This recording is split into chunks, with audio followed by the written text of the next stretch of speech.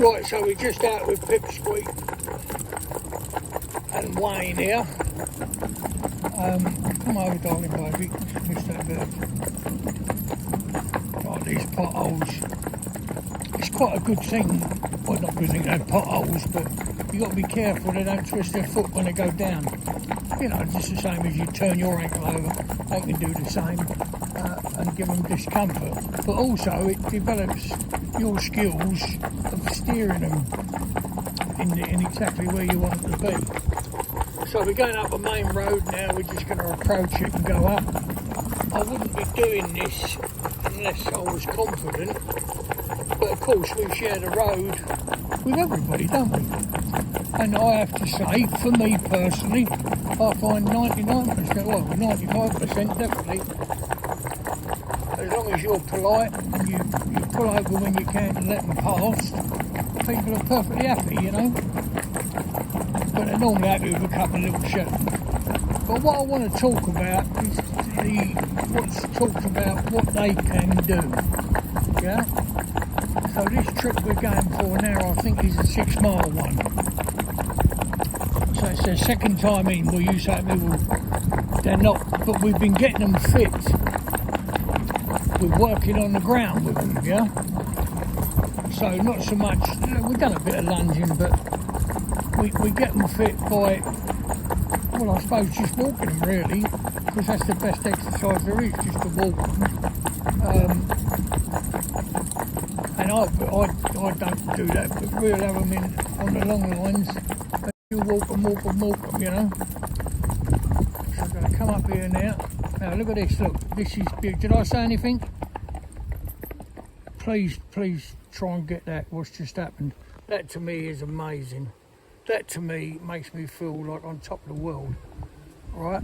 Because I know what I'm putting in, already what I'm putting in is showing with the ponies. I come up there, I didn't touch the reins, you can see the reins in my hand, they stayed loose, but then she stopped. You see this little, look, this little foot going, yeah? Nice big old lorry flying up here now like this, which we want to see, that's lovely, big old thing.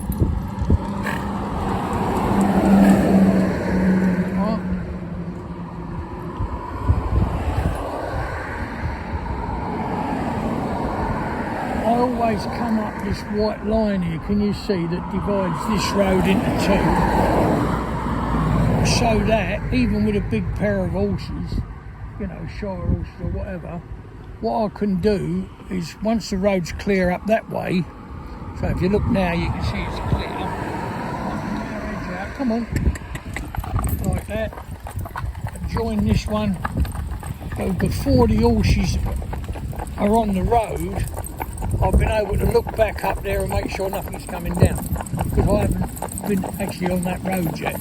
I just come up that white line and turn along the broken white lines together, and that's it.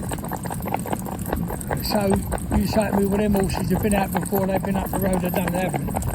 You either believe me or believe me not, I really don't care, you know, whether you do. I'm just trying to explain to you what I do. But because we have the arena and we have all the stuff, these would have walked over barriers. Yeah, I see them go over that as though it don't exist.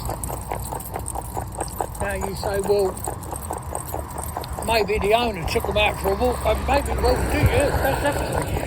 But this is a different thing now, because now we've tied a big old lump of metal behind them on wheels, we've covered their eyes up and took 80% of their vision away, or more than that, right? And so that was a car come up behind us, went to overtake them. Now, I'm not going to shout at the man and holler and like that. You could hear his brakes go, the skid, right? He thought he could get over the brow of the hill.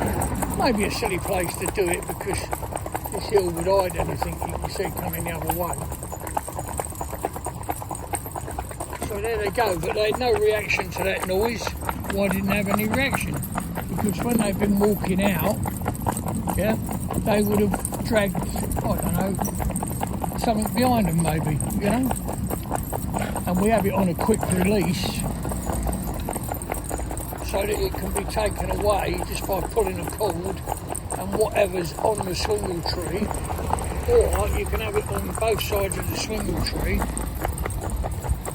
and you know, so when you undo it, even the swingle tree comes away from the traces. So, you know, always safety first, obviously. And if you upset these horses, yeah, that's your fault. It's not their fault. They can't see anything that's wonderful about what they're doing. They would not choose to do it. They'd sooner be in that field, having a munch of grass, laying in the shade when it gets hot, you know, and under that tree there, and living that life, yeah. But because we've asked them to do this, you've got to ask them nicely, and you've got to be treat them with the respect they deserve, and accept the fact that they're all different. And you get these people, if you could do it on a conveyor belt, you buy a book, and the horse will come out the other end perfect, won't it? Well, that's why it don't work, because they're different. And when you get one little thing wrong, it'll go right through everything else. Either that it's already learned and it will be dubious about doing it again, yeah. So you see this traffic coming by, not bothering them. I've got contacted, it's the light conduct, they've only got their rubber bits in, but I'm reading them all the time, right? I'm watching their little bodies, their skin moving, their ears, where their tails are positioned, you know, whether something's bothering them in any way, where they're getting a little bit uptight, and then I'll adjust my rein, you know, so like Waine was a little bit there, so just bring him over. So come over, my baby boy. Yes, you are, you young rascal. Waine, what are you doing? What are you doing, you little bugger? Go on, get on. It's supposed to be a cowboy's horse, isn't it? Old Johnny Waine. So you see him go over these slow signs, nothing's a problem. But we've done the groundwork at home. And they've not been with us long. And that's why so people think, oh, well, you've seen him, he's absolutely, I'm not absolutely bloody marvellous at all.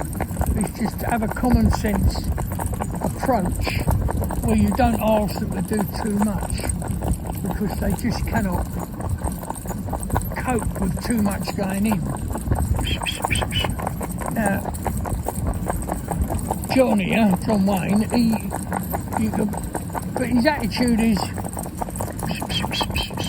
oh, you want to do that? All right, yeah. Well, you want to do it today, or shall we leave it till tomorrow? That's his attitude, you know. Now there was another lovely little thing there that I see that other people don't see, right? She slipped on these new boots. What did he do? He picked the pace up straight away to take her load as well, right? That's what he done. Just look on the film, run the film back and have a look. She slipped. He immediately picked up the whole weight and kept it going forward. He didn't stop, he wasn't influenced by her. And, you know, look, the fact that she slipped, he could cope with that, he could understand it. He knows she'll be back in a minute, and there you go.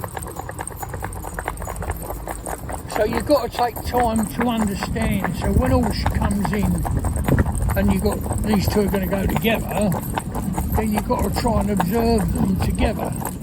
So I put them in a stable together at 12 to 12, you know, standard size stable really, like a horse box rather than a pony. I put them in now, and I watch them quietly. Just sit on a chair. I normally look, we've got like a letterbox in the front of them where you can push the haylage through into a rack just inside the stable, so you drop the thing down. A lot of them have got them now, and I just sit there and watch them. I sit very quietly, I don't talk to them, don't take any notes on them, but you'll learn a lot and find out who's pushy, who's the one in charge. So she's the one in charge, no question, doubt about it, and be bullish about it, pushy, you know, like a bully at school. But as soon as she's out on her own and something goes wrong, she can't get back to him quick enough for a bit of solace, a bit of support, a a bit, oh, what do I do now? You know? And then once she's on, I'm all right for it. Then she'd do something else silly, you know, die. Proper crackers, you. But you see, they're going away. Absolutely lovely. You can see the chains there, just, you know, nothing on them pole chains. We always use pole chains rather than straps, only because they will chew them. You know, like young horses, they're always looking for something. It can become like a dummy in their mouth. Well, they will pick up the chain, but they wouldn't have the interest they would in a strap that they can chew. So that's why we always use pole chains. And also, because of the links on them and the way we have them done up, you've got infinite amount of places to go with them. You know what I mean? Like you can make them as shorter as long as.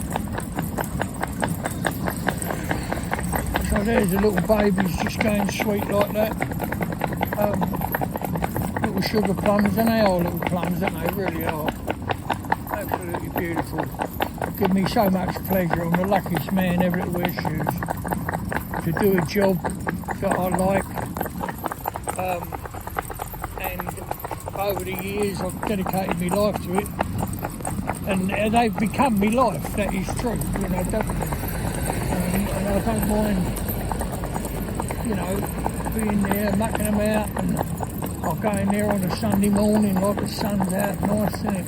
But 5:30, I'll go out there, and they'll all talk to me. These have started talking. So when I come in, they're not wanting food because they've got ailage, they've got everything.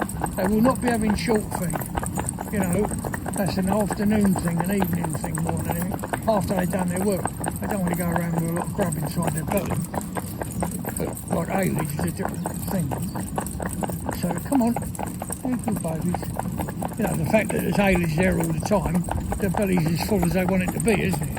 So, you know, but if you give them something that's really lovely, go on, trot up, mate. Something that's really delicious to eat, then they'll eat all that, won't they, obviously, first. Just walk now, babies, just walk. Those good babies, yes. Good, my little darlings. So there you go, Pipsqueak and Waine. These are going to be a good film, you know, to see, and there's a lot to learn if you want to learn. I mean, a lot of people just look at them for the pleasure of looking at them, and a lot of people, you know, from around the world. I mean, we've got 56, 57, I don't know what it is, 1,000 followers, and I'll get loads of calls from around the world. What would you do in a case like this? What would you do then? You know, and obviously I'll answer as many as I can, but they normally come in the comments, you know, and do comment. And the other thing I'll say to you is get away from this idea that, you know, you're supposed to, if you don't know the answer to a question, don't make you stupid. Never in a million years. You know, so if you don't know, ask. Or if you've got an opinion, tell me. You know, and I will gladly answer you the best way I possibly can. I don't want everyone to agree with the way I do it. Come on, babies, pull on. You see that little slip again now? But after today,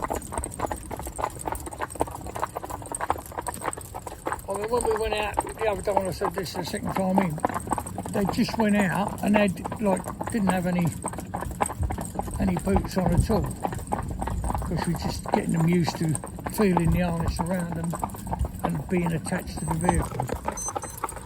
So that's as much as we're going to talk about for now. The great Pipsqueak, Lady Pipsqueak, Waine. Little rascals, aren't they? Look. Come on in, sugars, let's go. Up we go, my babies.